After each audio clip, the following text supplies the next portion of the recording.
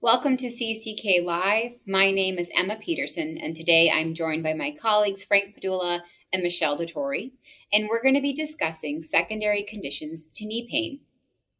So knee pain and knee disabilities, in fact, are one of the most prevalent conditions among veterans, with about 98,000 veterans becoming service-connected for a knee disability in 2020.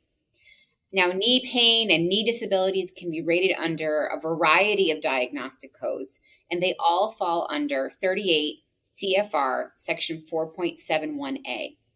So, for example, you could have limitation of flexion of your knee, and that's under diagnostic code 5260.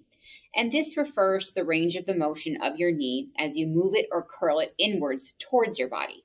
Typically, VA rates this based on how far you can move it towards your body, and they look at your range of motion.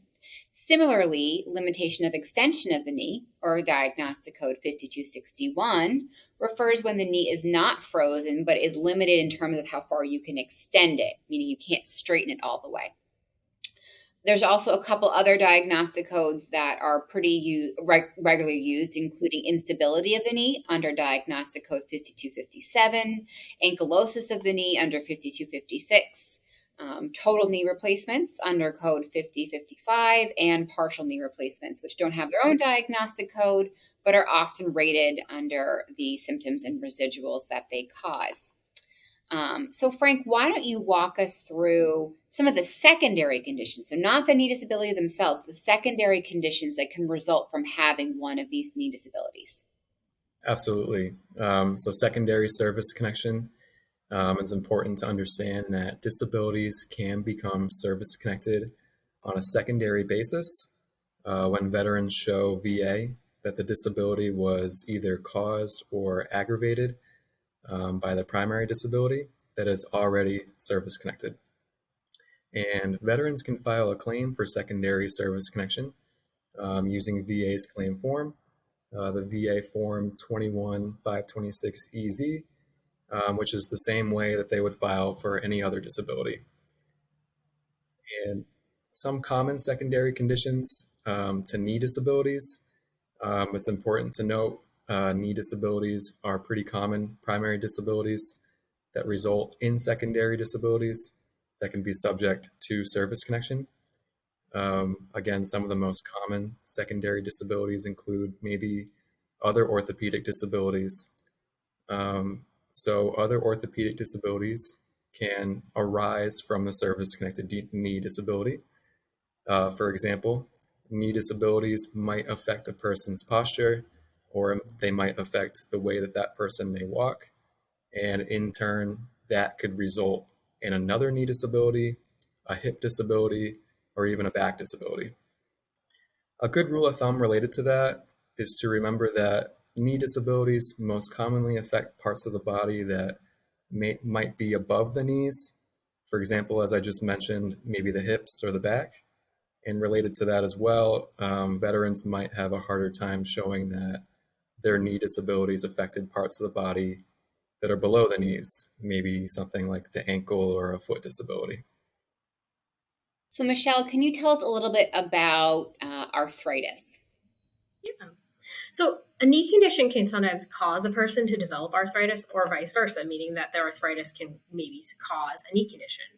So that would mean that some veterans might be eligible to become secondary service connected for arthritis if it develops as a result of the knee condition, or secondary to a service connection for a knee condition if it develops as a result of arthritis.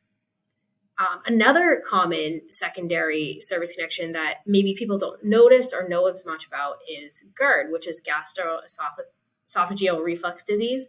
And basically that this is a condition where the stomach acid flows back up the esophagus, which connects the mouth to the stomach.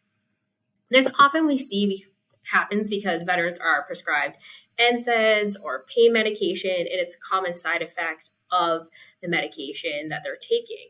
I think that's something to be mindful of when we're talking about GERD or maybe even IBS, is that it doesn't necessarily need to be secondary to it, but it could also be aggravated by it. So like it could not have been caused directly by it, meaning that like you had GERD before, you had IBS before, but the medication then causes your condition to worsen or have more flare-ups as a result. So I think that's always a little bit of an aspect that sometimes you don't think about, is like, yeah, maybe I had the condition, but because I'm now taking this medication, my condition is worse. So I think that that's an aspect that people don't think about when they're kind of thinking about these secondary service connections like GERD, and, IBS is another one that I sometimes see as well. Absolutely. And so to Michelle's point, you can still file for service connection even if something has been aggravated by your service connected condition, maybe not caused by it directly, but just made worse by it. Another common secondary condition that we see a lot is depression. Knee pain can be extremely debilitating. It can limit someone's mobility. And so, as such, many veterans experience depression, anxiety, or other psychiatric symptoms as a result of the pain and physical limitations caused by their knee disabilities.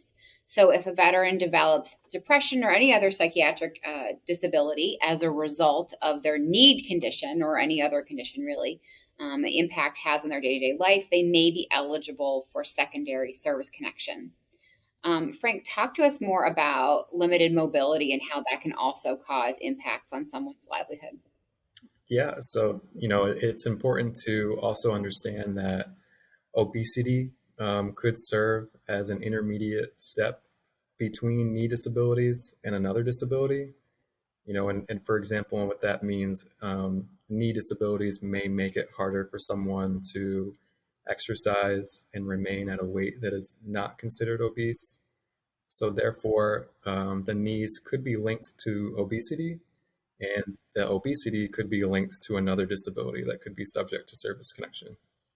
So important takeaway there is that obesity itself can't be service connected, but anything it causes or worsens, and there's a whole host of conditions out there, could potentially be service connected. Right. Another disability, it kind of goes back to Michelle's point with the GERD. It's also important to understand that medications used to treat knee disabilities could have other side effects that are subject to service connection as well. For example, headaches could be a common side effect of the medication used to treat knee disabilities. So therefore, in that scenario, headaches could be subject to service connection secondary to knee disabilities because of the medications used to treat those knee disabilities. Now, Michelle, talk to us about TDIU and knee conditions. So I will quote Frank on this. They often come with really severe limitations. So one thing that you don't necessarily always think is knee conditions, unemployability. But unfortunately, when people have knee conditions, they become very disabled and very limited in their ability to sit, stand, walk, lift, and it becomes very limiting in what they're able to do.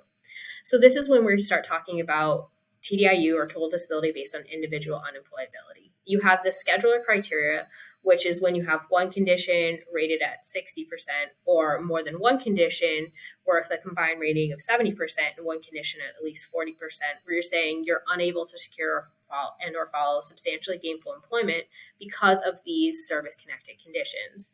Keep in mind, just because you don't meet the scheduler criteria does not mean that you are not entitled. You can meet the extra scheduler criteria, which is anything that falls below the scheduler criteria. So I think it's just something to be thinking about when you do get service connected for your knee conditions, that, maybe you're not entitled to a higher rating under your scheduler diagnostics, but you might be able to still go for unemployability because the severity of those knee conditions impact your ability to work and therefore would entitle you to unemployability benefits. So I think it's also something just to think about as well when you're talking about conditions or things to apply for when you're applying for your increased ratings for your knee conditions, or in general for your knee conditions. Great. Thanks, Michelle, and thanks, Frank. And thank you all for watching.